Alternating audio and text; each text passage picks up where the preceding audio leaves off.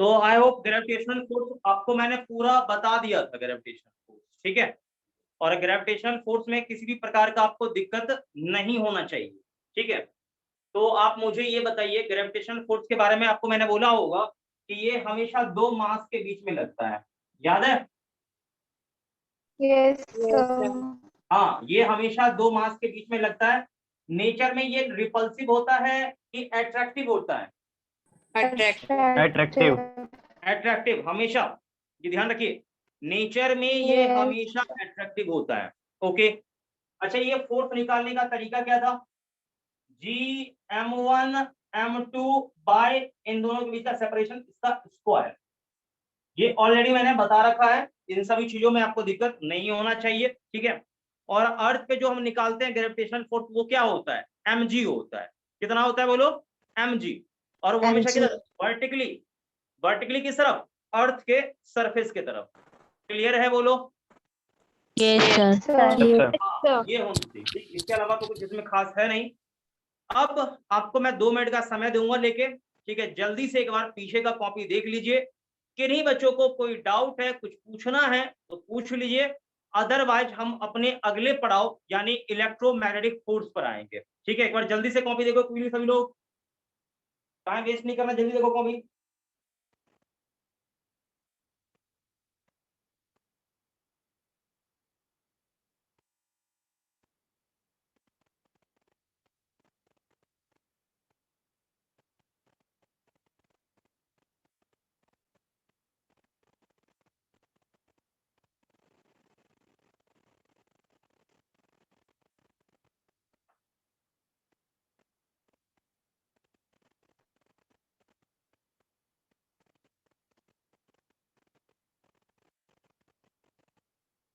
कोई डाउट है जल्दी बताओ, चलो। No sir, no doubt. ठीक है, डाउट नहीं है तो कोई बात नहीं है, कोई बात नहीं, डाउट नहीं है, अच्छी बात है, ठीक है। बस ऐसे मैं टाइम पास के लिए एक दो क्वेश्चन मैं आपसे पूछ रहा हूँ, बस जवाब दीजिएगा। देखिए, सबसे पहले आपको मैंने बताया होगा बेसिक से मास के बारे में। तो मास क्या है?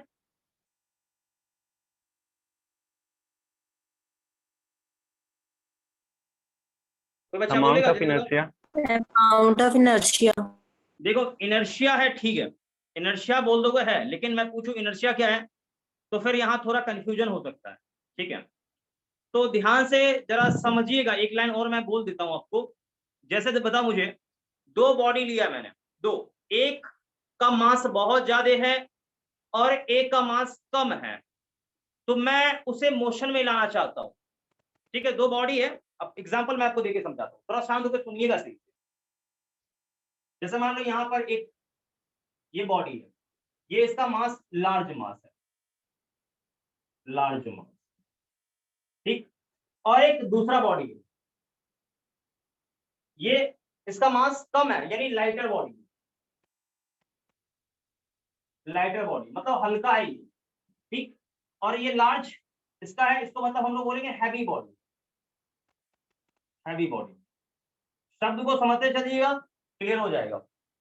अब आप समझ सकते हैं, इसका मास मैं कैपिटल एम मानूं और इसका स्मॉल एम मानूं, तो देख के पता चलता है क्या चीज, कि एम ग्रेटर है किससे? स्मॉल एम से। ओके, मैं दोनों पर फोर्स लगाता हूं, एफ और इस पर भी एफ, ठीक।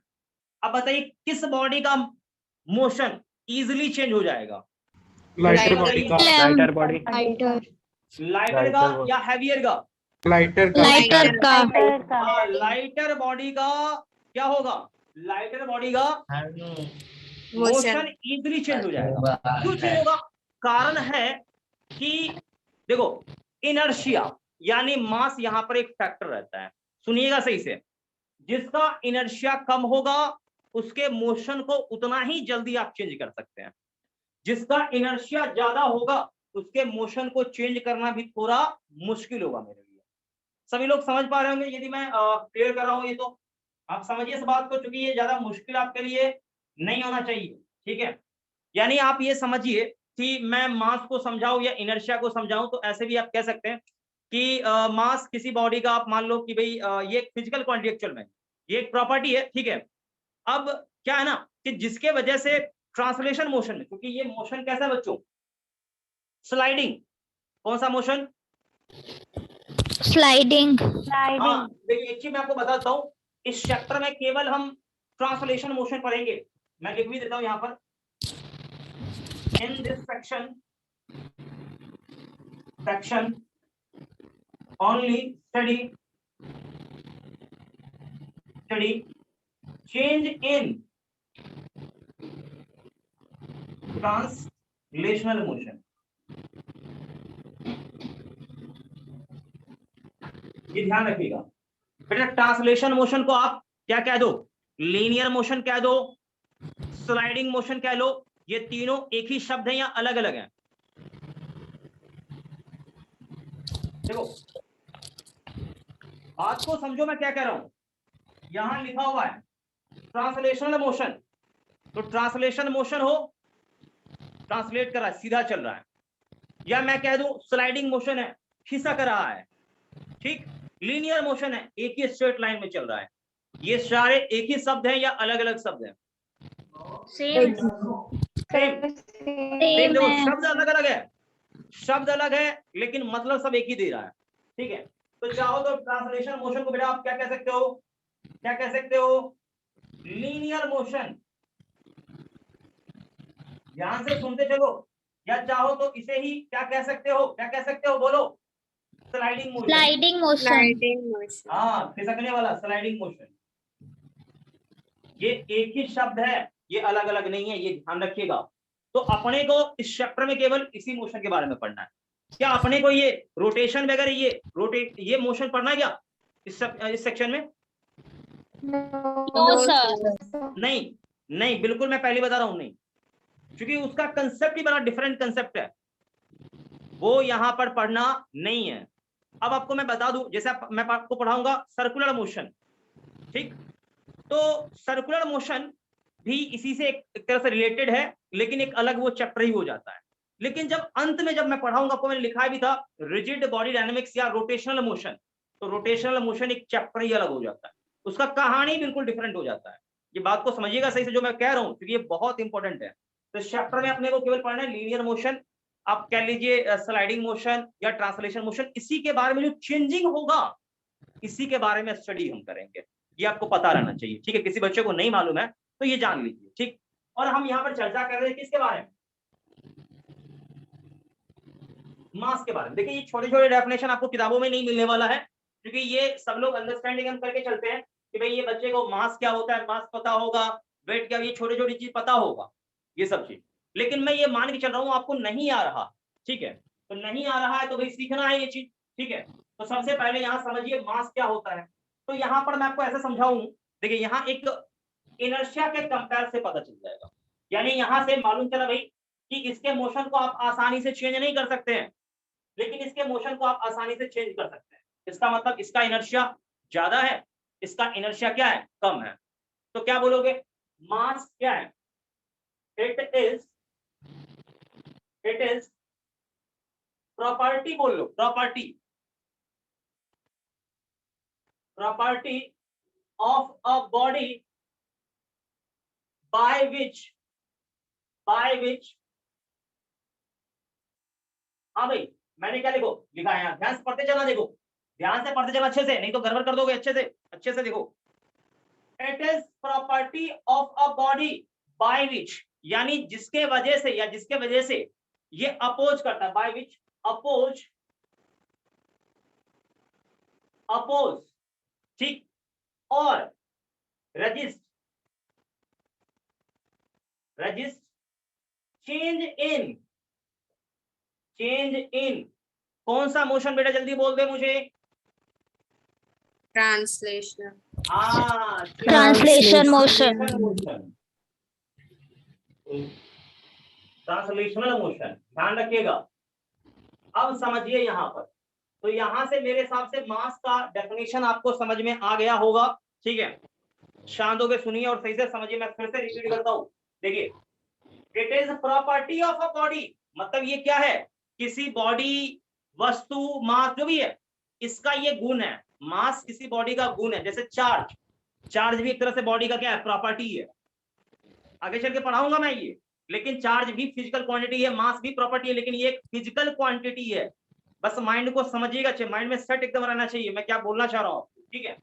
लेकिन बेटा फिर इसमें बोला है प्रॉपर्टी है, तो भाई इस प्रॉपर्टी की वजह से करता क्या है, इस प्रॉपर्टी की वजह से ये करता क्या है, क्या करता है ये, तो आंसर आता है कि विच अपोज, ये अपोज करता है, विरोध करता है, ठीक है। लेकिन किसका विरोध करेगा भाई, मतलब मान लो किसी बॉडी के पास एक गुण है, प्रॉपर्टी है, ठीक है, किसी बॉडी के पास मान लो एक प्रॉपर्टी है, गुण है, कुछ ना कुछ है इसके पास गुण, ठीक है।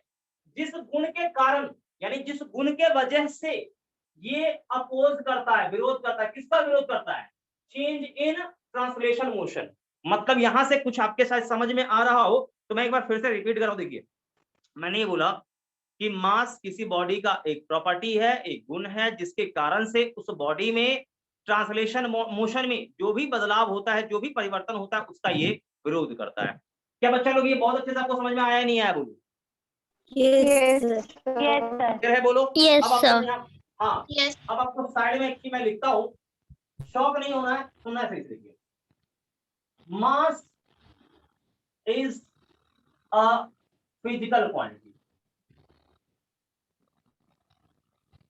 ये पता रहना चाहिए, ये फिजिकल क्वांटिटी है। देखिए इनर्शिया भी यही चीज है, इनर्शिया में भी सेम डेफिनेशन यही आएगा, कोई फर्क नहीं हुआ डेफिनेशन में। इनर्शिया में भी वही डेफिनेशन, मास में भी। मास क्या है, इनर्शिया, इनर्शिया क्या है, मास है, यही चीज सेम है, लेकिन दोनों में फर्क है। Mass is a physical quantity, तो कैसा क्वांटिटी होगा बेटा, आंसर आएगा स्केलर क्वांटिटी, ठीक है, ये स्केलर है, ये ध्यान रखिएगा। अब हम बात करें इनर्शिया का, तो इनर्शिया का भी सेम डेफिनेशन है, बट इनर्शिया क्या एक फिजिकल क्वांटिटी है, जल्दी बोलो। No, sir. No, हाँ sir. तो मैं यहाँ लिखूंगा भाई, inertia is not a physical quantity.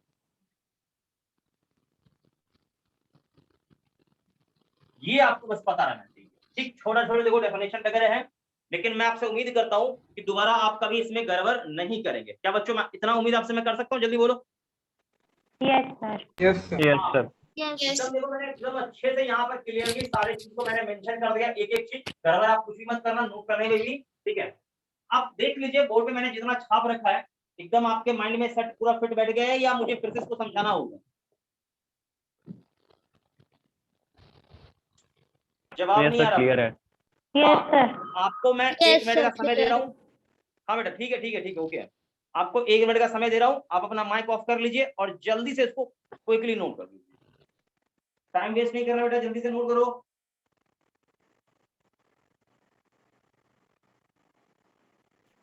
सभी लोग एकदम तेजी से नोट करते चलिए एकदम।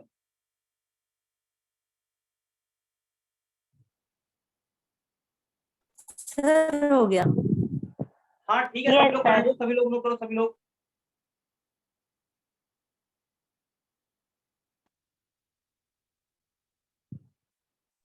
सर एक बार ये डेफिनेशन समझाएंगे, रिपीट करेंगे। अच्छा बेटा देखो मैंने क्या बोला, मैंने लिखा हुआ एकदम क्लियर, एकदम बहुत सिंपल भाषा मैंने लिखा है। देखिए it is property of a body, यानी यह क्या है, किसी भी बॉडी का एक गुण है, ठीक। अब आगे क्या लिखा है, बाय विच, यानी जिसके वजह से, अपोज और ऑब्लिक करके लिखा रजिस्ट, यानी अपोज लिखो या रजिस्ट लिखो, एक ही शब्द का मतलब होता है, यानी विरोध करता है, ठीक। तो मैं पूरा एक बार लाइन फिर से मतलब मैं रिपीट करता हूँ, देखो it is property of a body by which oppose, मतलब ये एक किसी बॉडी का गुण है जिसके कारण ये विरोध करता है, लेकिन किसका विरोध करता है, तो यहाँ आगे लिखा देखो, चेंज इन ट्रांसलेशन मोशन, यानी किसी बॉडी में जो ट्रांसलेशन मोशन होता है, मतलब स्लाइडिंग वाला मोशन, उसमें जो परिवर्तन है ना, परिवर्तन का विरोध करता है, चेंज जो भी होता है उसका विरोध करता है। क्या ये बात सबको समझ में आया, बोलो। सर एक डाउट था। हाँ बोलो।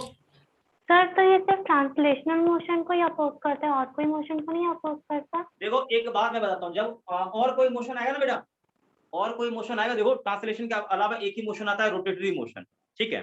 तो रोटेटरी मोशन के लिए क्या होता है कि ये मास नहीं, वहां कुछ और डिफाइन होता है, जिसको बोलते हैं मोमेंट ऑफ इनर्शिया बोलते हैं। Got it? Yes sir.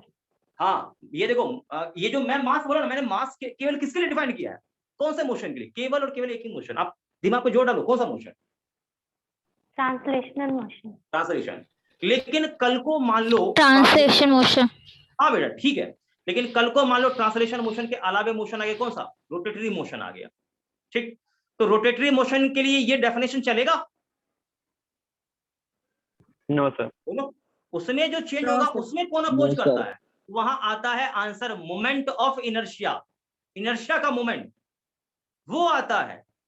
मास का तो एग्जैक्ट जो डेफिनेशन दिया वो यही है, यही डेफिनेशन है मास का। लेकिन मैं आपको कह रहा हूं कि भाई किसी और मोशन के लिए, तो मैंने किसी और मोशन के लिए बोल दिया मोमेंट ऑफ इनर्शिया डिफाइन होगा। क्लियर है? बोलो। Yes sir. देखो मैं पहले बता, उसका भी नीड नहीं है आपको, है लिखाना चाहो तो मैं अभी भी लिखा सकता हूँ भाई, मोमेंट ऑफ इनर्शिया क्या होता है समझ जाओगे, वो भी एक तरह से मास से रिलेटेड है, ठीक है। तो लेकिन मैं वो अभी सब लिखाना नहीं आपको चाहता हूँ, क्योंकि वो सब जब टाइम आएगा तब हम अच्छे से सीखेंगे, उस पर चलेंगे। बट अभी फिलहाल अपने को ये जानना है, तो मैंने ये बता दिया। एक और बेटा, इसका यूनिट क्या होता है? यूनिट बोलो। केजी। केजी। हाँ, और डायमेंशन जब लिखते हैं ना, जब हम डायमेंशन लिखते हैं तो वहां पर इसके लिए कौन सा लेटर यूज करते हैं? कैपिटल एम, याद है? Yes sir. Yes sir. Yes sir. Okay okay okay, इसको इरेज करते हैं। तो कोई बच्चा मुझे ये कभी बोलेगा भी कि सर हमको मोमेंट ऑफ इनर्शिया ये मतलब इनर्शिया नहीं पता है या मास नहीं पता है, बताओ। कभी मुझे परेशान नहीं करोगे ना कि सर मुझे मास क्या होता है, मास नहीं पता, इनर्शिया क्या होता है, इनर्शिया नहीं पता है, ऐसे परेशान नहीं करोगे? No sir. हाँ, कभी मत करना, क्योंकि मैंने बहुत अच्छे से बता दिया आपको, ठीक। अब आगे बढ़ते हैं। देखो ये तो हो गया खत्म, मास वास का चक्कर था खत्म। अब आपको मैंने पॉइंट पे चर्चा किया था वेट के बारे में, याद है आपको? Weight, yes sir. हाँ वेट। बेटा ये वेट क्या होता है? तो मैंने आपको बोला था वेट भी एक प्रकार का फोर्स होता है। क्या होता है? एक प्रकार का फोर्स होता है। अब मैंने पहले ही बोल दिया वेट आपका फोर्स है बेटा, तो उसके यूनिट क्या होंगे? बोलो। न्यूटन। ऑब्वियसली न्यूटन होगा, न्यूटन। एकदम न्यूटन, क्लियर किया, हाँ बिल्कुल न्यूटन रखना है। अब चलिए इन सभी बातों पे चर्चा करके कोई फायदा नहीं है, हम आते हैं भाई फोर्स पे, ठीक है। तो आपको मैंने फोर्स के बारे में कुछ बोला था कि फोर्स क्या है, क्या है? किसी बॉडी को पुल करना या पुश करना क्या होता है? सिंपल लैंग्वेज में कहा जाए तो फोर्स होता है। क्लियर है? बोलो। Yes yes. हाँ, Yes, sir. एकदम बिल्कुल क्लियर होना चाहिए। छोटे छोटे पॉइंट्स हैं लेकिन बहुत ही काम के। आगे मैं बताऊंगा फोर्स पे और चर्चा होगा। फोर्स बेटा यहीं पे खत्म नहीं हुआ, आज पूरा लेक्चर फोर्स फोर्स फोर्स पर ही रहेगा।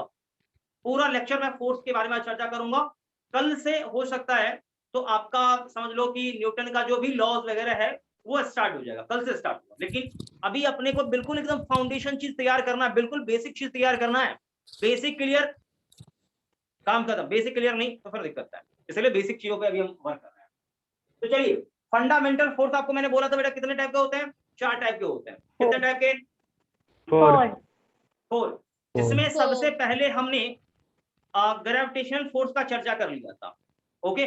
और मैंने लिखा भी दिया था कि ग्रेविटेशनल फोर्स आपका नेचर में कैसा होता है? अट्रैक्टिव होता है, ध्यान रखिएगा, ठीक। और ये फोर्स बहुत ही वीक होता है या बहुत स्ट्रॉन्ग होता है? बोलो। वीक होता है। सबसे वीक, बिल्कुल। आपसे मैं पूछूं कि फंडामेंटल फोर्स में सबसे कमजोर फोर्स कौन है, क्या जवाब आएगा? Gravitational force. ग्रेविटेशनल फोर्स, ध्यान रखिएगा, सबसे कमजोर कोई फोर्स है तो ग्रेविटेशनल। लेकिन एक बात है, सबसे ज्यादा लंबा रेंज किसका होता है? ग्रेविटेशनल फोर्स का। Gravitational force. दो गैलेक्सी कितनी दूरी पर है सोच लो। दो गैलेक्सी कितने, कई लाइट ईयर दूरी पर है, तो भी उनके बीच में ग्रेविटेशनल फोर्स एक्ट होता है। इसका मतलब ग्रेविटेशनल फोर्स का रेंज बहुत ही शॉर्टर है या बहुत ही लार्जर रेंज है? लार्जर। बिल्कुल, ये याद रखिएगा, ठीक बेटा। अब हम आगे बढ़ते हैं, अपना टाइम वेस्ट नहीं करते हैं, हम सीधा आगे चल के आगे प्राप्त आते हैं। अब आपका अगला है इलेक्ट्रोमैग्नेटिक फोर्स। कौन सा फोर्स बेटा, जल्दी बोलो। इलेक्ट्रोमैग्नेटिक हाँ, हेडिंग डाल दो, इलेक्ट्रोमैग्नेटिक फोर्स। शांत होकर सुनिएगा सही से, ये थोड़ा अच्छे से समझना पड़ेगा आपको। यदि इसमें गड़बड़ी करोगे ना तो परेशानी थोड़ा सा हो सकता है, इसलिए शांत होकर सुनना अच्छे से। इसलिए मैं बेसिक एकदम मैं चल रहा हूँ अच्छे से। तो सभी लोग हेडिंग डालिएगा, बोलनी नहीं चाहिए। हेडिंग डाल दिया सभी ने? Yes Yes. हाँ, अब Yes, शांत रहो, पहले आप लोग अपना माइक ऑफ कर लो सभी लोग। मैं पहले समझा रहा हूँ, फिर आपका जो भी डाउट्स होगा आप मेरे से पूछ लेना। हाँ बेटा, कुछ पूछना चाह रहे हो? कुछ पूछना चाह रहे हो आप तो पूछो, अदरवाइज मैं टॉपिक को आगे बढ़ाता हूँ। ठीक है, चलिए देखिए, नहीं डाउट है तो यहाँ देखिएगा, सही से समझने का प्रयास करिएगा। यहाँ दो बातें गौर से देखोगे, दो बातें आपको नजर आएगा यहाँ पर। पहला, यहाँ पर एक शब्द है, मैं शब्द को पहले अलग करता हूँ, शब्द को अलग करूंगा तो आपको क्लियरेंस एकदम मिलेगा आपको। देखो मैं शब्द में आऊं तो ऐसा यहाँ लिखा हुआ है इलेक्ट्रो, ठीक, प्लस मैग्नेटिक। सभी लोगों को शायद दिख रहा होगा कि एक शब्द आया इलेक्ट्रो और एक शब्द आया मैग्नेटिक। ठीक, तो मैग्नेटिक में मैं मैग्नेट ले रहा हूं, क्या दिमाग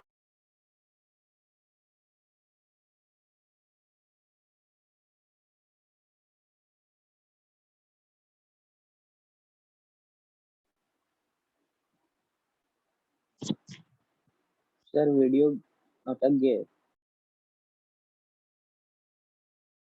yes sir. Yes, sir.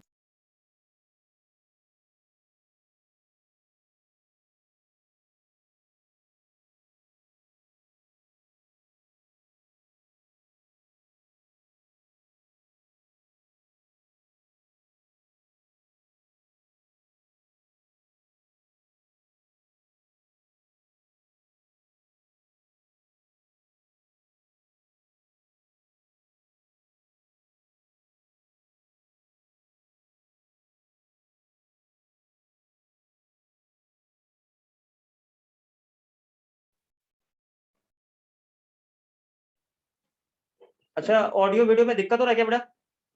Yes sir, अभी अटक गया था, पॉज हो गया। Yes, sir. अच्छा ठीक है, कोई बात नहीं, माइक आप लोग ऑफ कर लीजिएगा, कोई प्रॉब्लम नहीं होगा, सब ठीक हो जाएगा। ठीक है, चिंता नहीं करते। ठीक है, माइक आप बस सर केवल ऑफ वीडियो रखिएगा, कोई ब्लर प्रॉब्लम आ नहीं रहा। होगा। ठीक है, यस सर। Yes sir. नहीं Yes, sir. अभी यस सर। अभी ब्लर है क्या? Yes sir. अच्छा Yes, कोई बात sir. नहीं, कोई बात नहीं, एक बार यस सर, ब्लर आ रहा अच्छा शांत रहिए, एक मिनट शांत रहिए, शांत रहिए, ठीक हो जाएगा।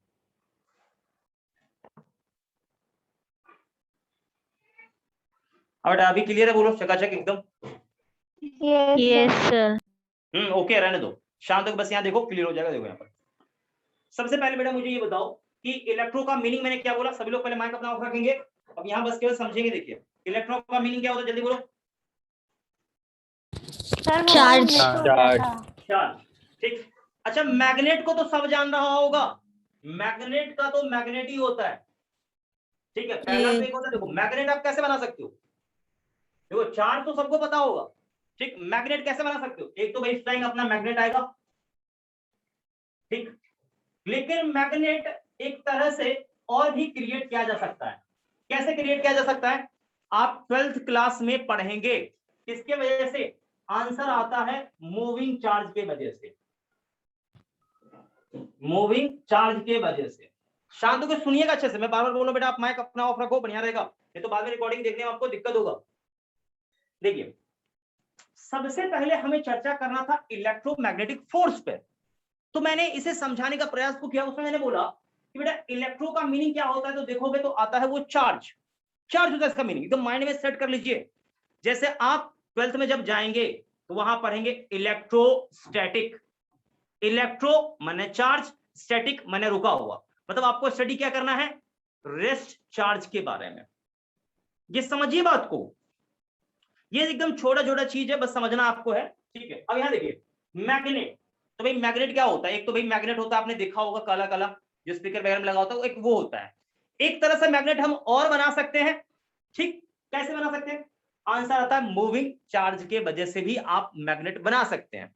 ठीक, अब सुनिएगा सही से, चाहे वो रेस्ट वाला चार्ज हो, चाहे आपका मूविंग वाला चार्ज हो, या दो मैग्नेट के बीच का फोर्स हो, सुनिए अच्छे से, सुनिए ध्यान से, चाहे रेस्ट चार्ज के कारण हो, चाहे मूविंग चार्ज के कारण हो, चाहे स्वयं मैग्नेट के कारण हो, इन तीनों में से किसी कारण वजह से यदि फोर्स क्रिएट हुआ है तो उस प्रकार के फोर्स को हम कहेंगे इलेक्ट्रोमैग्नेटिक फोर्स।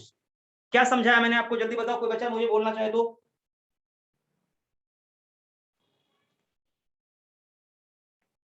कोई बच्चा जवाब नहीं देगा, देखो मैं यहां लिख रहा हूं, शांत होकर देखना मत। देखिए force due to rest charges मैं लिखता हूं rest charges और मूविंग चार्जेस, ठीक, और बिटवीन मैग्नेट्स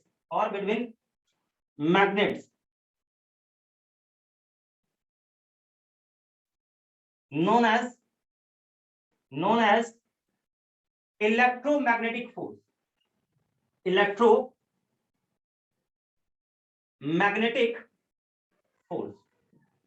बेटा देखो डेफिनेशन एकदम स्पष्ट मैंने लिखा है, डेफिनेशन बिल्कुल स्पष्ट यहाँ लिखा हुआ है, बस आपको समझना है। देखिए, force due to rest charge के बीच में फोर्स, या मूविंग चार्जेस के बीच में फोर्स, ठीक, या रेस्ट मूविंग, आप जैसा भी लो, ठीक है, और between magnets known as electromagnetic force. मैंने डायरेक्ट बोल दिया, डायरेक्ट खत्म कहानी इसी में, ठीक है। तो ये हालांकि मैग्नेट की बात तो हम नहीं करते, मैग्नेट की आप इसे हटाना भी चाहो तो हटा सकते, कोई प्रॉब्लम नहीं है, ठीक है।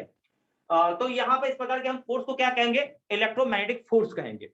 यानी आप ये समझिए कि इलेक्ट्रोमैग्नेटिक फोर्स केवल और केवल किसकी वजह से आता है, किसकी वजह से, या तो आएगा आपका रेस्ट चार्ज की वजह से, या फिर किसकी वजह से आएगा, मूविंग चार्जेस की वजह से आएगा, ये समझिए। यानी दो रेस्ट चार्ज के बीच में जो फोर्स लगता है उस फोर्स को हम एक तरह से इलेक्ट्रोमैग्नेटिक फोर्स कह सकते हैं, या दो मूविंग चार्ज के बीच में जो फोर्स लगता है उसे हम क्या कह सकते हैं, इलेक्ट्रोमैग्नेटिक फोर्स कह सकते हैं। या हम बोले मैग्नेट चार्ज या मैग्नेट के बीच में फोर्स जो लग रहा है उसको हम क्या कह सकते हैं, इलेक्ट्रोमैग्नेटिक फोर्स कह सकते हैं। किसी बच्चे को इसमें तकलीफ, परेशानी, दिक्कत है, बोलो। No sir.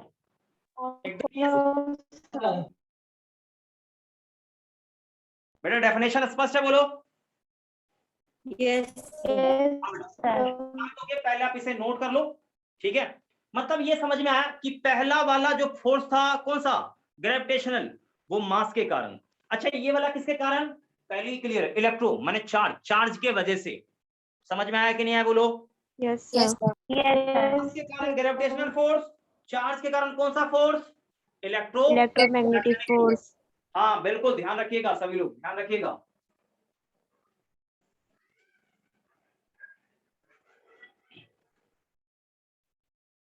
अभी इलेक्ट्रोमैग्नेटिक में भी बहुत सारे टाइप के फोर्स आते हैं, मैं आपको बताता हूँ कौन कौन सा फोर्स आता है।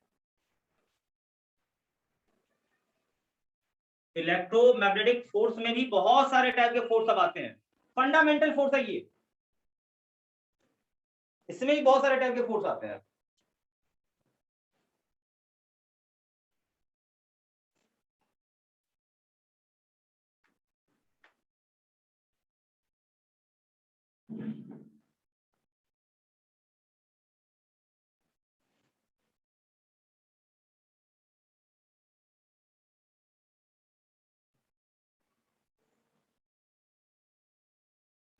हो गया सभी लोगों का? Yes sir. Yes, sir. ठीक है, शांत होकर सुनो, इसको मिटा रहा हूं मैं सब।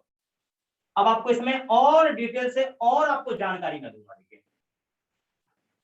बस समझते चलिएगा, आपको बहुत इसमें आनंद आएगा, चिंता नहीं करिए। लेकिन एक शब्द यहाँ पर पता नहीं आ गया, गलती से आया, चाहे जैसे भी आया, लेकिन एक शब्द आया है। क्या शब्द आया है, चार्ज। तो आप में से कोई बच्चा मुझे ये बताएगा चार्ज क्या होता है। देखो शब्द आ गया, सीखते चलना है, मैं कोई भी चीज छोड़ते हुए आगे दाया बाया मार के नहीं बढ़ना चाह रहा हूं, एक एक चीज अपने को सीखते हुए बढ़ना है। तो बेटा एक शब्द आया चार्ज, क्या होता है बोलो।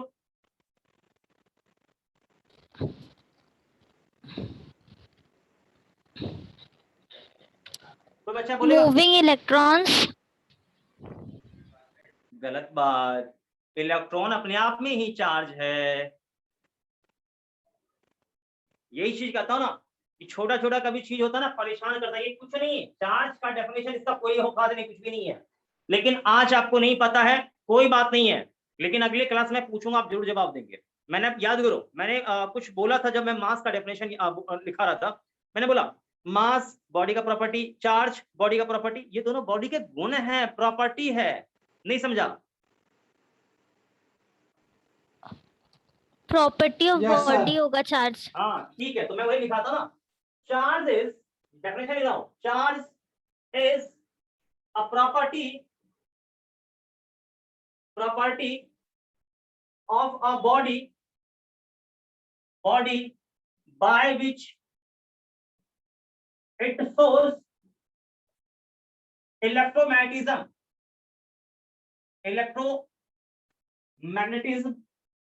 phenomena.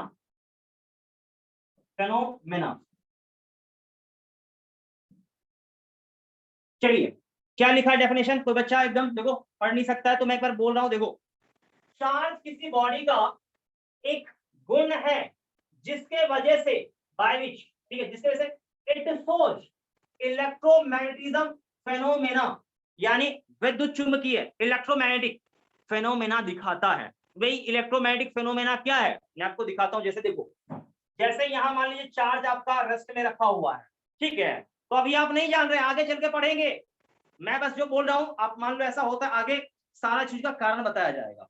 ठीक, जैसे चार्ज यहाँ है, चार्ज मतलब क्या, कोई बॉडी है, अब बॉडी के अंदर चार्ज होगा। अच्छा एक बात बताओ, आप चार्ज को देख सकते हो? No sir. किसी के गुण को कैसे देखोगे? अंदर थोड़ी झांक के देखोगे, पता चलता है, वो फीलिंग आता है कि ये इसके अंदर गुण है। तो इस गुण के वजह से देखो, चार्ज यदि रेस्ट में है, ये चार्ज है और ये रेस्ट में है, ठीक है भाई, सुनना चाहिए, सुनना रेस्ट में है तो इसके अंदर से कुछ इमेजिनरी लाइंस निकलता है, ठीक है, और इस लाइन को बोलते हैं इलेक्ट्रिक फील्ड। ठीक, ये एक फेनोमेना कर रहा है, देखो इलेक्ट्रिक फील्ड बना रहा है। अब आप यहां दूसरा चार्ज कोई रख देंगे ना तो इस पर फोर्स लगाएगा। एक गुण हो गया कि भाई यहाँ चार्ज था, एक और चार्ज रखा, फोर्स लगा दिया, एक गुण हो गया, फेनोमेना घटना हो गया यहाँ पर, ठीक है, तो एक ये हो गया। अब एक और है यहाँ पर, ये मान लीजिए चार्ज आपका सब कुछ मूविंग है, ठीक, तो भाई यहाँ आप कोई चार्ज रख दो तो भी इस पर क्या होगा, फोर्स लगेगा, ये भी एक गुण है, घटना हो गया यहाँ देखो। तो ये चीज दिखाता है, कौन दिखाता है, चार्ज दिखाता है, ठीक है, इसलिए चार्ज का ये डेफिनेशन है, आप नोट कर लीजिएगा डेफिनेशन वगैरह। बाकी ये क्या इलेक्ट्रिक फील्ड बनाता है, क्या बनाता है, वो सब हम बाद में चर्चा करेंगे, लेकिन बस फिलहाल इसे नोट कर लीजिए। जैसे एक बात बताओ, आपने पढ़ा होगा कभी इलेक्ट्रिक करंट भी क्या है, एक प्रकार का घटना है, चार्ज फ्लो होने का घटना, कहीं चार्ज से फ्लो कर रहा है मतलब इलेक्ट्रिक करंट है, करंट फ्लो नहीं कर रहा है मतलब चार्ज फ्लो नहीं कर रहा है, करंट नहीं है, तो ये भी एक घटना है। क्या बच्चों ये क्लियर हो रहा है, जल्दी बोलो। Yes sir. हाँ, एकदम अच्छे से रहना चाहिए, तो इसे नोट करिए, चार्ज क्या होता है समझ में आ गया होगा। इन सभी बातों पे अपने को डिबेट नहीं करना है क्योंकि ये अपना मुद्दा है ही नहीं, ये अपना पॉइंट है ही नहीं, इसलिए इन सभी चीजों में हमें फंसना भी बिल्कुल नहीं है। अपना मेन क्या टॉपिक है वो हम देखते हैं। तो डेफिनेशन दिखा दिया है, ये याद रखना 12th में काम आएगा, और कल होगा, मैं पूछूंगा भी अगले क्लास में, भाई चार्ज क्या होता है, मैंने आपको बताया था, बताओ मुझे। सुनना बेटा, देखिए इलेक्ट्रोमैग्नेटिक फोर्स में सबसे पहला फोर्स कौन सा आता है, सुनना बेटा अच्छे से सुनना, इलेक्ट्रोमैग्नेटिक फोर्स में सबसे पहला फोर्स कौन आता है, तो आंसर आता है कूलम्बिक फोर्स, या उसी को कहते हैं इलेक्ट्रोस्टैटिक फोर्स। लिखिएगा पहला फोर्स, इलेक्ट्रोमैग्नेटिक फोर्स में पहला पार्ट उसका, पहला फोर्स कौन सा फोर्स बेटा, इलेक्ट्रोस्टैटिक फोर्स। बेटा ये फोर्स क्या अपने को अभी डिटेल से पढ़ना है क्या, आंसर आएगा नो। ये हम कब पढ़ेंगे, तो मैं ये भी आपको मेंशन करता हूँ, ये हम पढ़ेंगे क्लास कौन से, 12th में बहुत डिटेल से पढ़ेंगे। और बेटा इसी का नाम है कूलम्बिक फोर्स। कौन सा फोर्स, कूलम्बिक फोर्स। अच्छा एक और सवाल आपसे, चार्ज का यूनिट क्या होता है बोलो, कॉलम। हाँ कूलम, ध्यान रखना कूलम होता है, ठीक है। तो ये इलेक्ट्रोस्टैटिक फोर्स, इसी को कूलम्बिक फोर्स भी कहते हैं। ये आता कैसे मैं बताता हूँ बेटा, एक चार्ज यहाँ पर लिया है, कितना वैल्यू Q1, एक दूसरा चार्ज लिया यहाँ पर Q2, इनके बीच में क्या होता है, एक फोर्स लगता है जिसको हम क्या कहते हैं, देखो ये चार्ज के बीच में लग रहा है, इसी फोर्स को हम कहते हैं इलेक्ट्रोस्टैटिक फोर्स कहते हैं। सुनिएगा अच्छे से, समझ में पूरा कहानी आपको आ जाएगा। ठीक है। तो देखिए एक चीज और देखिएगा, देखिए नेचर में अपोजिट है, लेकिन ये फोर्स हमेशा दोनों के लाइन ज्वाइनिंग के अलोंग है।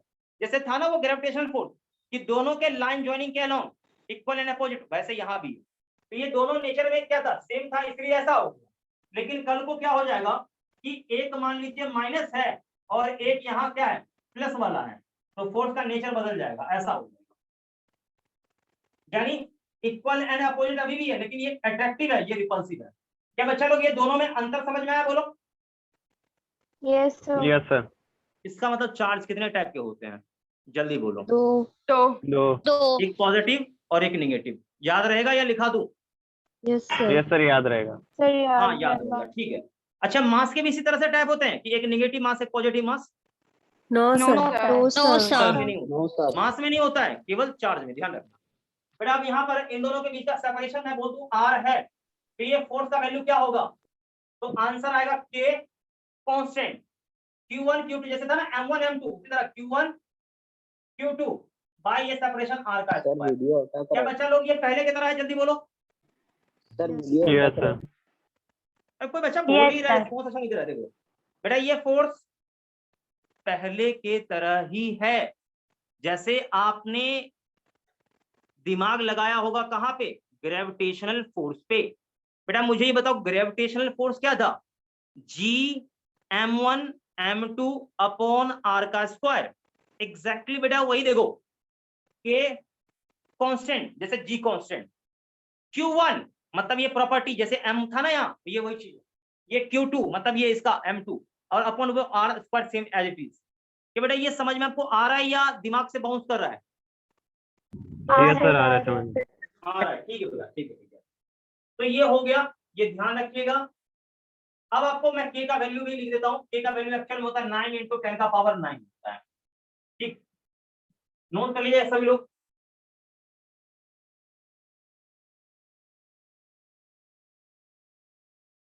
तो ये क्या फॉर्मूला है? हाँ फॉर्मूला बता दिया ना ये।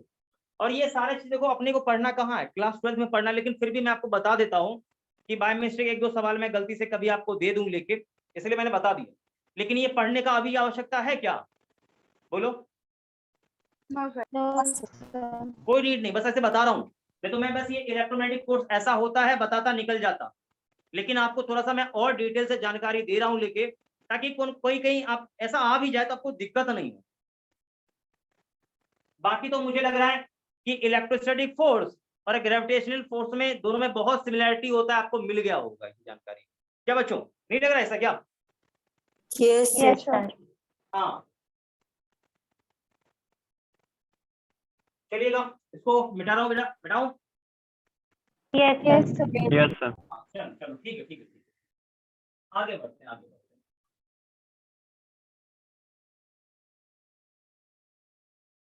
हैं। अब आगे बढ़ते हैं, टाइम वेस्ट नहीं करता है, देखो आगे बढ़ते हैं, आगे बढ़ते हैं। अभी देखो अपने आप आपको सब कुछ क्लियर होगा। देखो अब आपको मैं बताता हूँ, ध्यान सुनना। देखो इसके बाद दूसरा आता है आपका मैग्नेटिक फोर्स। इसी में ये सारे चीज इलेक्ट्रोमैग्नेटिक फोर्स के, मैग्नेटिक फोर्स। मैग्नेटिक फोर्स क्या है, देखो जैसे मान लो आपका यहाँ पर एक वायर है, ठीक, इसमें करंट है, तो इसके कारण क्या होगा, इसके चारों ओर मैग्नेटिक फील्ड बनता है। ये सब क्या है, मैग्नेटिक फील्ड। अब आप यहाँ दूसरा कोई वायर रख देंगे ना, दूसरा करंट करेंगे, कोई वायर रख देंगे, तो इस पर अपने आप क्या होगा, फोर्स लगेगा। क्या लगेगा, फोर्स। और बेटा ये कौन सा फोर्स है, जल्दी बोलो? Magnetic force. मैग्नेटिक फोर्स, ठीक। या आप ऐसा समझिए दूसरी भाषा में कि एक मैग्नेट यहाँ पर है, ये नॉर्थ पोल, यहाँ साउथ, एक मैग्नेट यहाँ भी है, यहाँ पर क्या है, साउथ पोल, यहाँ नॉर्थ, तो दोनों के बीच में क्या होगा, इस पर इस तरफ फोर्स, इस पर इस तरफ, दोनों में रिपल्सिव ऐसा लगेगा। हाँ तो ये भी तो एक तरह से मैग्नेटिक फोर्स ही है ना, बोलो? Yes sir. Yes sir. हाँ तो ये भी समझ रहे होंगे कि ये भी आपका इलेक्ट्रोमैग्नेटिक फोर्स का हिस्सा है, नोट कर लीजिए बेटा। लेकिन बेटा ये अपने को पढ़ना है अभी नो सर। ना, ये सब नहीं पढ़ना अपने को। अच्छा एक बात और, एक सवाल और मेरे मन में रहा है, आपने कभी पढ़ा होगा कि डायपोल डायपोल इंटरेक्शन, कभी ऐसा सुना होगा कि मॉलिक्यूल मॉलिक्यूल के बीच में भी फोर्स लगता है, जिसको बोलते हो आप लोग intra molecular force of attraction? Yes sir. Yes sir. पढ़ा है, ठीक ठीक ठीक। बेटा ये कौन सा फोर्स है बताओ? मैग्नेटिक। मैग्नेटिक।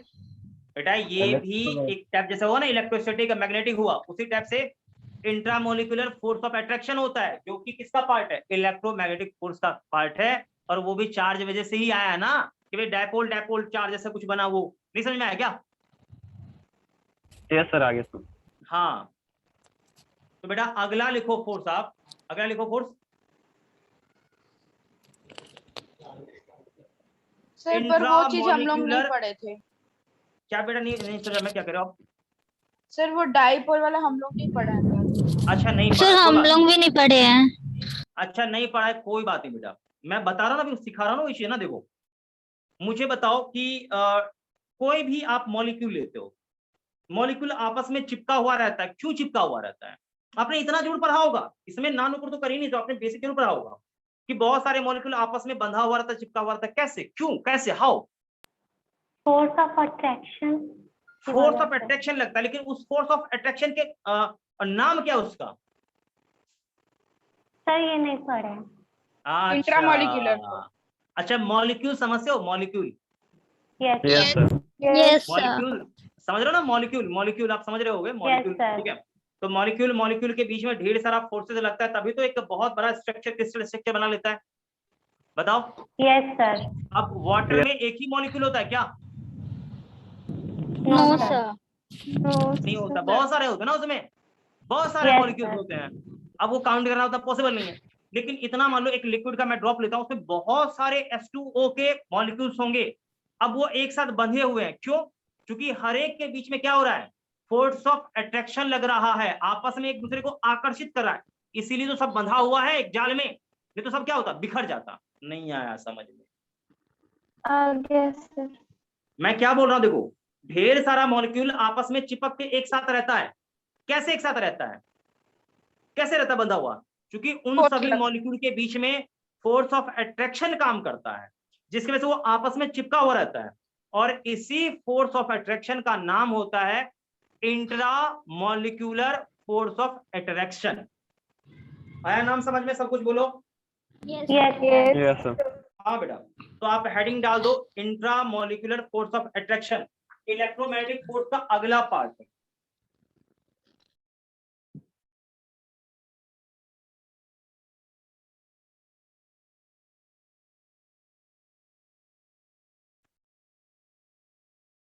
डाल दिया हेडिंग? बोलो। Yes sir. हाँ बेटा डाल दिया हेडिंग, बहुत बढ़िया बहुत बढ़िया। अब समझाता हूं ये इंट्रामॉलिक्यूलर फोर्स ऑफ अट्रैक्शन क्या है। तो मैंने अभी सिंपल सी बात बोला है कि दो मॉलिक्यूल्स के बीच में जो फोर्स ऑफ अट्रैक्शन लगता है, उसी का नाम क्या है? बोलो। Intramolecular force of attraction. बिल्कुल बिल्कुल। अच्छा विशेष इसमें डिटेल हम कहाँ पढ़ेंगे पता है आपको? केमिस्ट्री में। केमिस्ट्री में पढ़ोगे, 11th में ही पढ़ोगे, चिंता नहीं करो, ठीक है। कहाँ पढ़ेंगे? केमिस्ट्री। केमिस्ट्री में डिटेल से बताया जाएगा, आप चिंता मत करिए। हालांकि फिजिक्स में तो मैं बता ही रहा हूँ, बताऊंगा भी, आप चिंता नहीं करो। लेकिन ज्यादा मॉलिक्यूल मॉलिक्यूल कहाँ खेलते हो आप ही को पता होगा। केमिस्ट्री में। केमिस्ट्री में। इसलिए कहाँ पढ़ेंगे हम लोग? केमिस्ट्री में। समझदार हो समझदार हो, ठीक है। चलो नीचे लिखो, the force of attraction between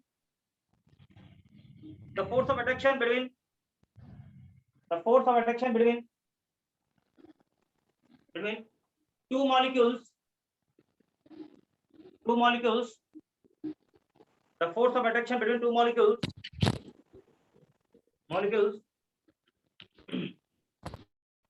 the force of attraction between two molecules known as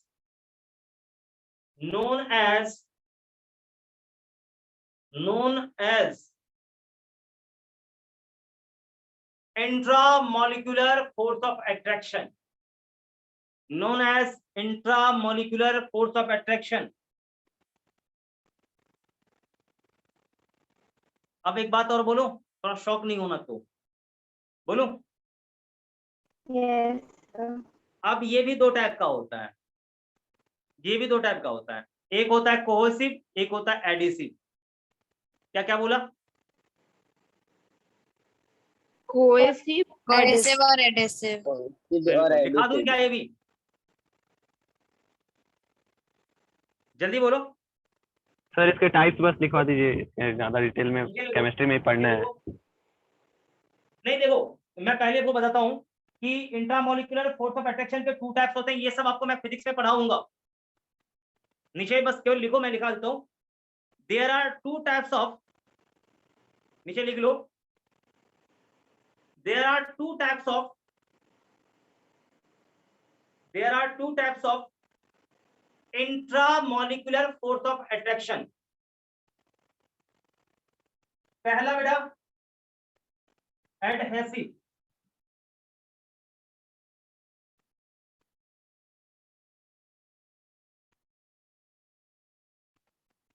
देख लिया? ये फोर्स हमेशा एडहेसिव फोर्स को बोलते हैं, ठीक, बिटवीन डिफरेंट मॉलिक्यूल्स। और एक होता है कौन सा? कोहेसिव। कोहेसिव क्या होता है? ये हमेशा काम करता है between same molecule, between same molecule. हाँ भाई, क्या आपको समझ में बात आया? सुनो सुनो सुनो सुनो सुनो सुनो। अरे इंट्रामोलिकुलर फोर्स ऑफ अट्रैक्शन क्या? 2 मॉलिक्यूल के बीच का फोर्स है, लेकिन इसमें भी आपने कैटेगरी खोज लिया। क्या कैटेगरी खोज लिया? सुनिए सुनिए सुनिए। जब फोर्स आपका 2 डिफरेंट मॉलिक्यूल के बीच में हो, नहीं आया बात समझ में? जब फोर्स आपका 2 डिफरेंट मॉलिक्यूल के बीच में हो, उसका नाम होता है एडहेसिव फोर्स। नहीं आया समझ में? मैं फिर से रिपीट कर रहा हूं। जब 2 डिफरेंट मॉलिक्यूल के बीच में फोर्स लगे तो वो हो गया एडहेसिव फोर्स। जब सेम सेम मॉलिक्यूल के बीच में फोर्स लगे तो कौन सा फोर्स? जल्दी बोलो। Cohesive force. क्या बच्चों ये बात आपको समझ में आया कि नहीं आया? Yes sir. अब एक सवाल। अच्छा देखो, ये जो इंक है, ब्लैक वाला इंक है, ये बोर्ड पे चिपक गया है, चिपका है ना? बोलो। Yes yes sir sir. अच्छा चिपका, अपने मन से तो चिपकेगा नहीं, क्यों चिपका है? यस तो सर इंक का मॉलिक्यूल और बोर्ड के मॉलिक्यूल के बीच में फोर्स ऑफ अट्रैक्शन लग रहा है। नहीं आया समझ में? सर आ गया यस सर आ गया। क्लियर ना? यानी बोर्ड का मॉलिक्यूल और इंक के मॉलिक्यूल के बीच में फोर्स ऑफ अट्रैक्शन लग रहा है, इसलिए चिपक गया। अच्छा कल को ये फोर्स काम करना बंद कर दे, मैं कुछ भी लिखूंगा यहाँ, चिपकेगा? No sir. नहीं चिपकेगा। आप ट्राई कर लो, चिपकेगा ही नहीं। आप चला रहे हो बोर्ड, लेकिन वहां पे कुछ लिखाई देगा ही नहीं। ये इसका इंपॉर्टेंस आप समझते चलिए। तो पहला सवाल, बोर्ड और इंक के बीच में कौन सा फोर्स? Cohesive force. कौन सा बेटा? Adhesive adhesive force. नहीं नहीं, अभी कोई कोहेसिव बोला था मुझे। सर 2 अलग अलग डेफिनेशन को मॉलिक्यूल पहले है ना? देखो, डेफिनेशन को देखो। मैं बोल रहा हूँ इंक और बोर्ड ये आपस में चिपका हुआ है ना, तो इंक अलग हो गया और बोर्ड अलग है ना, दोनों 2 चीज है ना? बोलो। Yes sir. इसका मतलब ये डिफरेंट मॉलिक्यूल है, इसका मतलब उसमें क्या होगा? एडहेसिव फोर्स काम करेगा। अच्छा आप मुझे ये बताओ, मैं आपसे एक सवाल पूछूं बस, वो जो आता ना ग्लू, अरे चिपकाने वाला भाई, फेविकॉल वाला, उसका सर उसमें एडहेसिव लिखा रहता है। एडहेसिव लिखा होता ना? Yes sir yes sir. हाँ, उस पर एडहेसिव क्यों लिखा हुआ होता है? 2 डिफरेंट चीजों को स्टिक करने के काम आते हैं, अलग अलग इसलिए। मॉलिक्यूल वहां चिपकता है, 2 अलग अलग मॉलिक्यूल चिपकता है, समझ रहे हो? यस सर इसलिए उसका नाम क्या है? एडहेसिव है। अदरवाइज का नाम क्या होता? कोहेसिव होता। नहीं समझ में आया? सर आ गया यस सर आ गया। अच्छा सुनना, एक सवाल और मेरे मन में आ रहा है। अच्छा मान ले मैंने ग्लास में पानी रखा, ग्लास में पानी रखा, तो ग्लास और वाटर के बीच में फोर्स ऑफ अट्रैक्शन लगेगा। ये कौन सा फोर्स होगा? जल्दी बोलो। एडहेसिव। एडहेसिव होगा। अभी और भी बोलना है या समझ में आ गया? बोलो तुम लोगों को। समझ में आ गया सर। समझ में आ गया सर। पता है ये सारे डेफिनेशन बता रहा हूँ ना, आपने अच्छे से दिमाग में सेट कर लिया ना। बाय गॉड बता रहा हूँ कि आपको अब बीच से क्लास हुआ ना, लास्ट क्लास तक आपको थोड़ा भी रत्ती भर दिक्कत नहीं होगा, ये गारंटी मेरी है। कभी आपको दिक्कत नहीं होगा। कि एडेसिव क्या है, कोहेसिव क्या है, कुछ नहीं। अच्छा एक मिनट, अच्छा वाटर वाटर के बीच में फोर्स कौन सा लगता है? कोहेसिव। Cohesive. बिल्कुल सेम सेम रहा तो कौन सा फोर्स? कोहेसिव। कोहेसिव। अच्छा ग्लास के ऊपर मैंने, Cohesive. सुनो मेरी बात, अच्छा ग्लास बिल्कुल एकदम चिकना होता है, सबको मालूम है? Yes sir. यस सर, मालूम है ना? बोलो। Yes yes sir. अच्छा ग्लास में Yes, कोई डब्बा sir. रख दो, कोई कार्टून का बॉक्स रख दो, हल्का सा भी धक्का मारो, क्या होगा? स्लाइड करके आगे भाग जाता है ना आराम से। बोलो। Yes, sir. Yes sir. Yes, sir. Yes, लेकिन sir. शीशे के गिलास के ऊपर एक और शीशा का गिलास रख दो, खींच पाओगे? No, sir. No sir. पक्का उड़ जाएगा, No, sir. गारंटी दे रहा हूँ, ट्राई करके देख लियो आप लोग। शीशे के गिलास के ऊपर होता है टेबल पे शीशा लगा था, उस पर भी एक और शीशा रख दो, खींच के देखो, प्राण निकल जाएगा भाई साहब, लेकिन खींच नहीं पाओगे जल्दी। क्यों? क्योंकि उनके बीच कौन सा फोर्स आ जाता है? कोहेसिव कोहेसिव फोर्स आता है। ये बहुत ही स्ट्रॉन्गर फोर्स है ये, ठीक, इसलिए आप इतना आसानी से इसको खींच नहीं सकते हैं। बेटा एक और बात मैं बता रहा हूं आपको, एक और बात, ये एक सवाल आता है, फ्रिक्शन फोर्स भी क्या इसी कैटेगरी में आता है, इसी से जुड़ा हुआ है क्या? बोलो, ये बच्चा बोलेगा मुझे? yes sir. आपने पढ़ा होगा फ्रिक्शन फोर्स, आई नो आपने पढ़ा होगा, मैं जान रहा हूं, थोड़ा बहुत पढ़ा होगा। क्या बेटा फ्रिक्शन sir, भी जुड़ा हुआ है? Yes. Yes sir. Yes sir. Exactly, बात समझिए, एग्जैक्टली इसी से जुड़ा हुआ है। फ्रिक्शन फोर्स भी दो वजह से आएगा। एक तो आपने बोला भाई सरफेस उभर खावर है इसलिए आ गया, नहीं समझ में आया क्या बात? सरफेस उभर खावर था, Yes sir. इंटरलॉकिंग। देखो अब जरा सोचो कि गड्ढा गुड्डी है, इधर भी उभर खावर है, जाएगा, फंस जाएगा, ऐसे आगे बॉडी जाएगा। बोलो। अरे नहीं समझा, नहीं समझा। देख मैं फिर बता रहा हूँ, देख उभर खावर होता है ना, बना हुआ होता है, ऐसे उभर खावर होता है, ऊपर Yes, से कोई sir. बॉडी जा रहा है, ये भी उभर खावर जाएगा, ऐसे फंस जाएगा। तो ये अंदर से लॉक हो गया ना, अब ये आगे बढ़ना चाह रहा है, बढ़ने देगा? बोलो। No sir. No sir. No, sir. तो एक होता है इंटरलॉकिंग, अंदर से लॉक हो गया, इंटरलॉकिंग। तो एक हो गया इंटरलॉकिंग के कारण से फ्रिक्शन फोर्स आएगा। लेकिन बेटा एक और है, जैसे मैंने शीशे के गिलास के ऊपर शीशा का गिलास रख दिया, खींच के देखो, दोनों तो बहुत चिकना है, बिल्कुल सपाट है, बहुत सुंदर, बहुत चिकना एकदम है, लेकिन जब आप खींचते हो तो ये आगे बढ़ता है? No sir. नहीं बढ़ता है, नहीं बढ़ता है। इसका मतलब ये है कि फोर्स, आप जो बोलो ना फ्रिक्शन फोर्स, बेटा फ्रिक्शन फोर्स भी दो तरह से आएगा। कितने तरह से? जल्दी बोलो। दो. दो तरह से। एक हो सकता है कि आपका कौन हो, एडहेसिव तरीके से आए, ठीक, या फिर एक होता है इंटरलॉकिंग, की जगह आपका बहुत ज्यादा ऊपर उभर खाबर था, फंस गया, जाके लॉकिंग हो गया, एक इसके वजह से। सर एक डाउट तो था। हाँ बोलो, क्या डाउट है आपका? सर आप जैसे बोल रहे हैं कि वो शीशे के ऊपर शीशा रख देने से नहीं खिंचाएगा और शीशे के ऊपर कार्टून रख देने से वो साइड हो जाता है, तो सर वो कार्टून और शीशे में कोई अट्रैक्शन मतलब नहीं होता है? बिल्कुल वहां होता है, बिल्कुल होता है, लेकिन ये डिफरेंट मॉलिक्यूल है, इसके बीच में उतना अच्छा फोर्स ऑफ अट्रैक्शन नहीं हो पा रहा है। यानी देखो दोनों के बीच में, कार्टून और शीशे के बीच में भी क्या हो रहा है कि एडेसिव फोर्स आ रहा है, लेकिन ये बहुत ही वीकर फोर्स है, बहुत ही वीक है। सर लेकिन दोनों जैसे मतलब स्लाइड वाले शीशे होंगे क्या? मैं आपको क्या बताऊं, आप तो घर पे भी ट्राई कर सकते हो कभी भी। लंबा सा शीशा यहाँ पर है, ठीक, अब इसके ऊपर एक और शीशा रख दो ना, आप ऐसे क्यों ऐसे, अब इधर से खींच के देखो, पता चल जाएगा अपने आप, खींच ही नहीं पाओगे। टेबल पर रखा हो, इससे एक और शीशा रख के खींच के देखो, नहीं खींच पाएगा आसानी से, बहुत स्ट्रॉन्ग फोर्स काम करने लगता है, क्योंकि इनके बीच में जो भी आपका जो कोहेसिव फोर्स आता है, ये बहुत ही स्ट्रॉन्गर फोर्स हो जाता है, जिसको तोड़ के आगे बढ़ना बहुत ही मुश्किल काम हो जाता है, ये समझिए बात को। लेकिन वही एडेसिव फोर्स हमेशा वीक रहता है? ऐसा कुछ नहीं, देखो कोई सा भी स्ट्रॉन्ग हो सकता है, कोई सा भी वीक हो सकता है, ये डिपेंड करता है सिचुएशन पर। कभी एडेसिव बहुत ज्यादा स्ट्रॉन्गर हो जाएगा तो कभी कोहेसिव, लेकिन मोस्टली देखा जाए तो कोहेसिव क्या होता है, सेम से मॉलिक्यूल के बीच में, तो ऑब्वियस है कि सेम से मॉलिक्यूल के बीच में क्या होगा, अट्रैक्शन ज्यादा होगा, ऐसा लगता है। तो वो डिपेंड करता है सिचुएशन पे, मैं पहले बता रहा हूँ। Okay sir. क्लियर है? बोलो। Yes sir. मतलब बेटा मैं ये कह रहा हूँ ना कि कुछ लोगों का मानना ही होता ना, अरे जितना ज्यादा चिकना होगा उतना ही कम फ्रिक्शन होगा। आपको सिखाएगा हुआ हो सकता है पहले भी, कि जितना एकदम बिल्कुल सपाट हो, जितना चिकना सतह है, उतना ही फ्रिक्शन कम होगा। ऐसा नहीं है बेटा, मैं आपके ये मन से भ्रम दूर करना चाह रहा हूं कि आप बहुत ज्यादा सतह को चिकना भी कर दोगे ना तो उनके बीच में क्या होगा, इंट्रामोलिकुलर फोर्स ऑफ अट्रैक्शन आ जाएगा, जिसके वजह से फिर से फ्रिक्शन काम करने लगेगा। नहीं आया बात समझ में? यस सर, आ गया सर।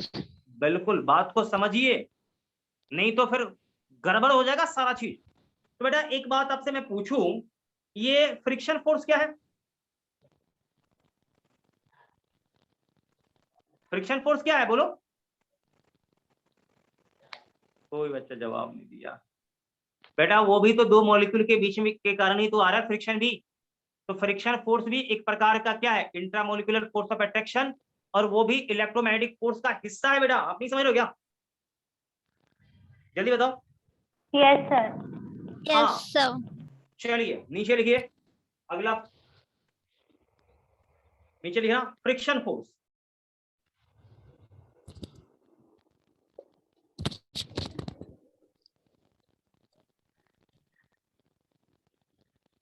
नीचे सभी लोग हेडिंग डालिए फ्रिक्शन फोर्स जल्दी से।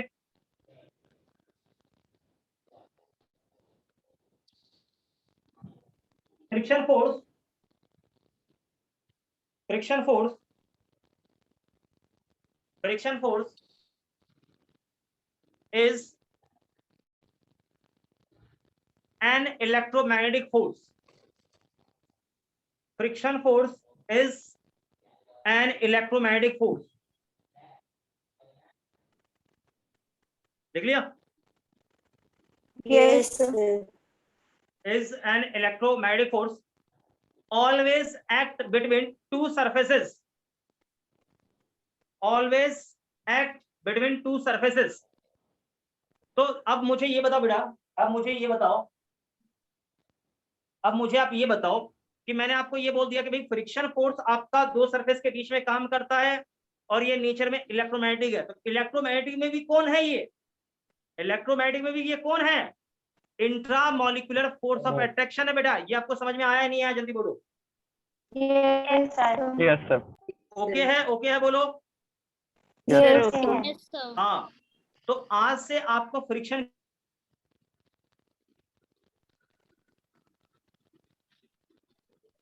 जल्दी बताओ बेटा। सर आपने अभी क्या बोला? सर आप क्या बोले? अटक गया था। मैंने ये बोला फ्रिक्शन फोर्स के बारे में आपको क्या जानकारी मिला?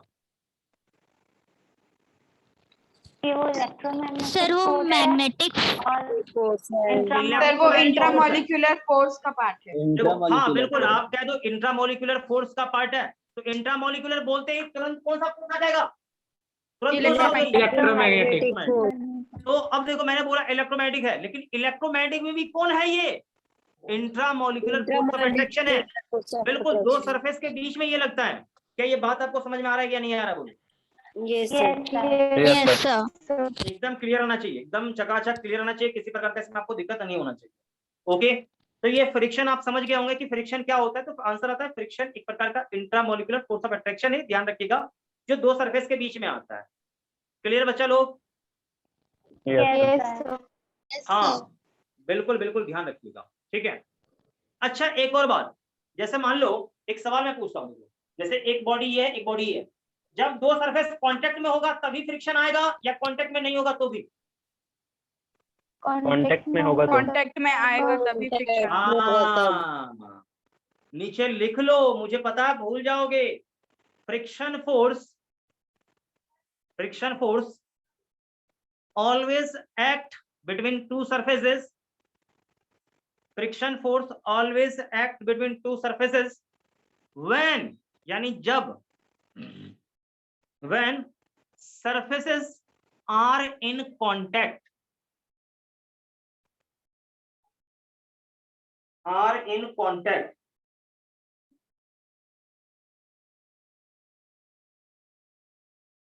ठीक है बेटा, जल्दी बोलो। Yes, sir. हाँ ठीक ठीक लिख लिया। इसका मतलब बेटा ये इलेक्ट्रोमैग्नेटिक फोर्स ये कांटेक्ट फोर्स है या नॉन कांटेक्ट फोर्स है? Contact force. कांटेक्ट फोर्स है, जब संपर्क में है तो लग रहा है, कांटेक्ट खत्म फोर्स भी खत्म। नहीं आया समझ में? Sir, आ गया। हाँ ठीक है बेटा, आगे क्लियर है। अच्छा आपने कभी स्प्रिंग देखा है? Spring Yes, sir. Yes, sir. बहुत बढ़िया, स्प्रिंग देखा। एक और पॉइंट मैं फ्रिक्शन में लिखाता हूँ। देखिए फ्रिक्शन फोर्स क्या होता है ना कि दो सरफेस के बीच में, जैसे देखो ये बॉडी है, ये ऊपर वाला सरफेस आगे जाना चाह रहा है, तो फ्रिक्शन इसको आगे जाने से रोकता है या आगे जाने देता है? रोकता है आगे जाने से। रोकता है। रोकता है। हाँ बिल्कुल रोकता है, रोकता है। और बस ही बात, अरे ये आगे जाना चाह, इसको मतलब और आगे बढ़ा है क्या? आगे जा रहा है तो क्या होगा? रोकेगा, इसके मोशन को चेंज करेगा, कम करेगा। यानी आप ये समझिए कि फ्रिक्शन फोर्स दो सरफेस के बीच में जो भी रिलेटिव मोशन होता है, यानी इसके रिस्पेक्ट में ये आगे जा रहा है ना, इसको आगे जाने से रोकेगा। यानी दो सरफेस के बीच में रिलेटिव मोशन का ये अपोज करता है कि सपोर्ट करता है? अपोज अपोज करता है। अपोज करता है। नीचे लिखो, नीचे लिखो, friction force always oppose, friction force always oppose, friction force always oppose relative motion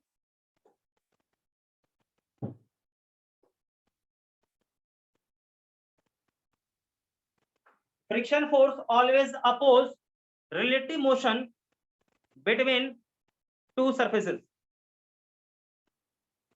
यानी दो सरफेस के बीच में जो भी रिलेटिव मोशन है उसका ये अपोज करेगा। आई होप सभी लोगों का ये क्लियर हो गया होगा। ज्यादा डिबेट करके कोई फायदा नहीं है, फ्रिक्शन आपको मैंने समझा दिया है, ठीक है। अब बेटा फ्रिक्शन के बाद एक और फोर्स आता है, नीचे लिख लो, टेंशन फोर्स। टेंशन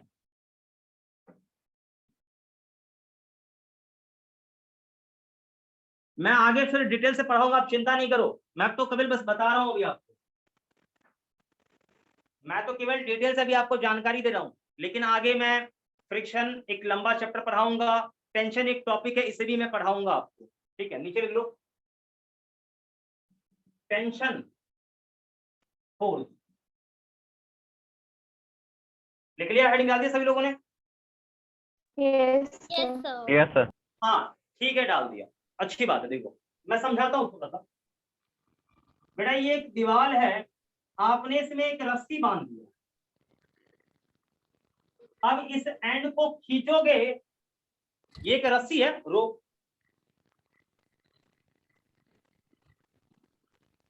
रस्सी को खींचोगे तो रस्सी में टाइटनेस आएगा कि नहीं आएगा? सर आएगा। यस सर आएगा। ठीक है, तो रस्सी क्या होगा? रस्सी रोप क्या होगा? टाइट हो जाएगा। ठीक, तो टाइटनेस होगा तो क्या होगा? इसके मॉलिक्यूल्स के बीच में भी क्या होगा? अपने आप फोर्स जनरेट होना शुरू कर देगा। मतलब देखो ये इसको खींच रहा है, तो ये जो इसके बीच में जो भी मॉलिक्यूल्स हैं क्या होगा? इसे आगे बढ़ने देगा? बोलो नो सर। मान ले मैं इसको रस्सी को ऐसे खींच रहा हूं ऐसे, तो ये जो मॉलिक्यूल्स वगैरह ये आगे बढ़ने देगा? बोलो नो सर। नहीं बढ़ने देगा। इसका मतलब रस्सी के अंदर भी क्या होता है? एक फोर्स जनरेट हो जाता है, ठीक है। और ये भी जनरेट हुआ किसके कारण से? क्या बेटा क्या कह रहे हो? समझ नहीं आ रहा। एक मिनट में, आपको समझ में नहीं आ रहा क्या? बोलो।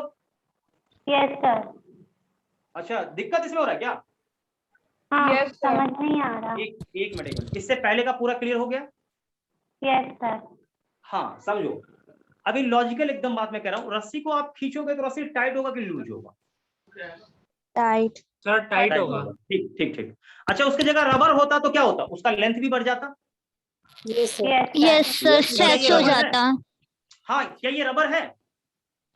No sir. रबर नहीं है, लेकिन मैं इसमें फोर्स लगा रहा हूँ, खींच रहा हूँ, तो इन दोनों मॉलिक्यूल के बीच का सेपरेशन क्या होगा? बढ़ना चाहिए था, लेकिन सेपरेशन बहुत कम बढ़ पाता है। देखो आप खुद सोचो ना कि इन दोनों के बीच का गैप बढ़ाना चाहोगे तो क्या होगा? इसके बीच में क्या होगा? फोर्स डेवलप हो जाएगा, जो क्या होगा? इसको खींचना चाहेगा और तेजी से पास लाना चाहेगा। नहीं आ रहा बात समझ में? आप जरा सोचिए ना, जैसे रबर को खींचते हो तो क्या अपने आप सिकुड़ के अपने जगह वापस आता है कि नहीं आता है? Yes sir. यस सर, आता है। यहाँ भी है एग्जैक्टली वही चीज, सेम सिनेरियो यहाँ भी है। बस आप माइंड में थोड़ा फिट अच्छे से कर लीजिएगा तो कभी आपको दिक्कत नहीं होगा, नहीं फिट करिएगा तो फिर थोड़ा सा आपको दिक्कत होगा, ठीक है। क्योंकि ये सारे चीज आपके लिए बिल्कुल नया है, आप पहली बार पढ़ रहे हैं तो दिक्कत तो होगा ही। कल मैं फिर यही चीज रिपीट करने वाला हूँ। हाँ वीडियो मेरा सेंड होगा, बिल्कुल सेंड होगा, पिछले लेक्चर वाला भी और ये वाला भी, दोनों मैं कोशिश करूंगा आज अपलोड करके आपको मैं भेज दूं, ठीक है। ग्रुप में लिंक मैं डाल दूंगा। देखो बेटा क्या होगा ना कि जैसे आप रस्सी को खींचोगे ना तो रस्सी के अंदर भी एक फोर्स डेवलप हो जाता है। ठीक है, सुनिएगा अच्छे से।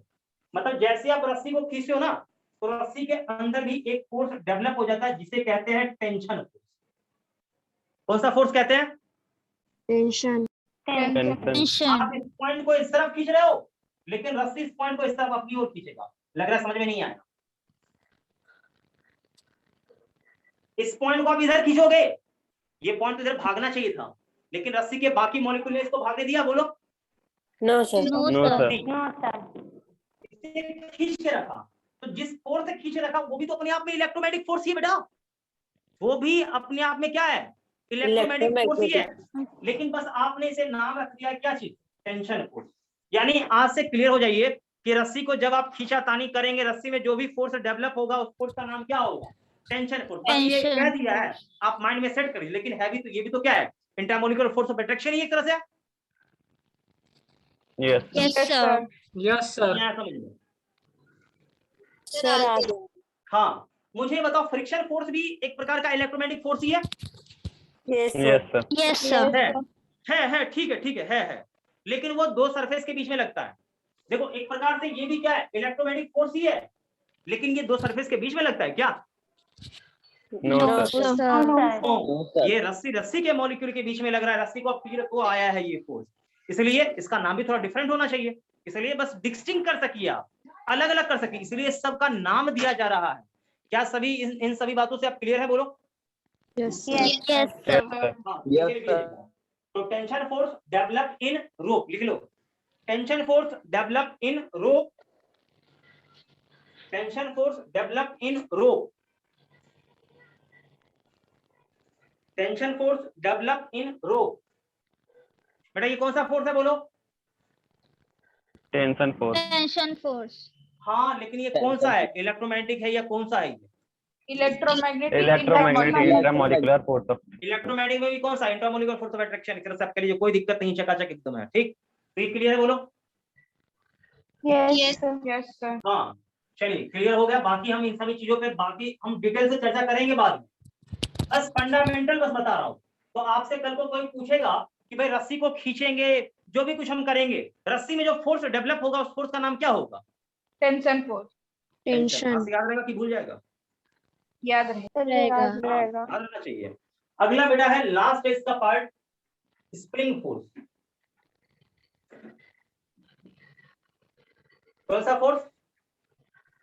Spring force. स्प्रिंग। कभी आपने स्प्रिंग देखा है? जल्दी बोलो। Yes sir. ऐसा होता है, नहीं देखते हो क्या? बोलो, देखे हो? देखे हैं सर। Yes sir. हाँ देखे हो। तो स्प्रिंग को खींचते हो इस तरफ। देखो ये तो फीलिंग की बात है। स्प्रिंग को आप बाहर ऐसे खींचोगे तो मुझे ये बताओ, मैंने स्प्रिंग को ऐसे खींचा तो क्या स्प्रिंग आपको इस तरफ खींचता हुआ फील होता है कि नहीं होता? ईमानदारी से बोलना मुझे।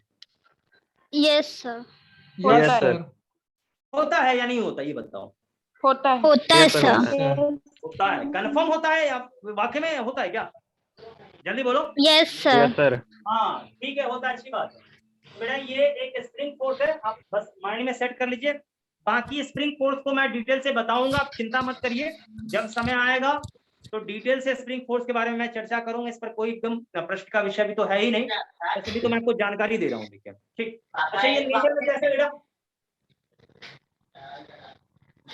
जवाब नहीं आया। नेचर में ये कैसा बेटा? जवाब नहीं आया किसी का। सर क्या पूछे आप?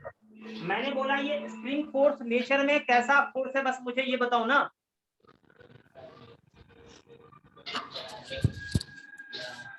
ये देखो कोई बच्चा मुझे जवाब नहीं दे रहा है। इंटरमॉलिक्यूलर। अरे इंटरमोलिकुलर बोलो या इलेक्ट्रोमैग्नेटिक बोल दो, एक ही बात है, खत्म करो। इलेक्ट्रोमैग्नेटिक बोल दो, बात खत्म।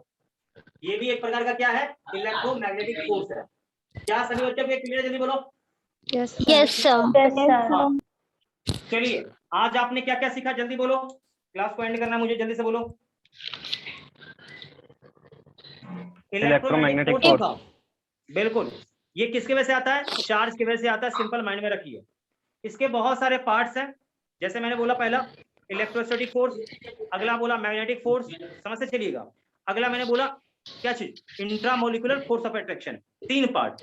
अब इसमें भी बहुत सारे थे, जैसे कि फ्रिक्शन फोर्स आया, ठीक, फ्रिक्शन के बाद कौन सा आया, कोहेसिव आया, एडहेसिव आया, समझ में आ रहा है कि नहीं आ रहा बोलो? Yes, sir. Yes sir. हाँ, स्प्रिंग फोर्स आया, ये सारे चीज क्या है, इलेक्ट्रिसिटी के पार्ट है। तो बच्चा लोग ये समझ में आ रहा है या अभी भी आपको दिक्कत हो रहा है? Sir, समझ में आ गया सर। किसी बच्चे को कोई दिक्कत? no, sir. No sir. No sir. आज भी आप लोगों को थोड़ा सा ये स्पीड का प्रॉब्लम हो रहा है क्या? No sir. No sir. No, sir. Speed. कह रहे थे ना पिछले क्लास में? जवाब नहीं है। क्या सर? सर क्या बोले समझ नहीं आया। मैं ये सर, बोला समझ कि में आज आया। जो पढ़ा है वो पूरा क्लियर हुआ या अभी भी इसमें कोई दिक्कत परेशानी है? क्लियर क्लियर हो गया यस सर, क्लियर है। चलो भाई, क्लियर हो गया, अच्छी बात है।